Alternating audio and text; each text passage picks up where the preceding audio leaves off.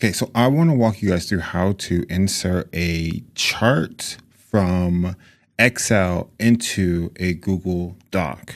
The process is pretty easy. As you can see on screen, this is a chart that is currently being pulled directly from my Google Sheets. So I'm going to delete this and I'll show you exactly how to set that up.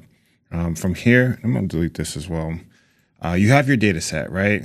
And you have created a chart by going to Insert, Chart, and then selecting your chart type. I am measuring animals, I guess, really just to get some data for the chart. Now, when you're inside of your Google Doc, you're going to go into Insert. You're also going to go down to Chart, and then you're going to choose from Sheets. And you're going to select the the sheet that has your table, select Insert, and then you have to click the table again to get the import button to light up.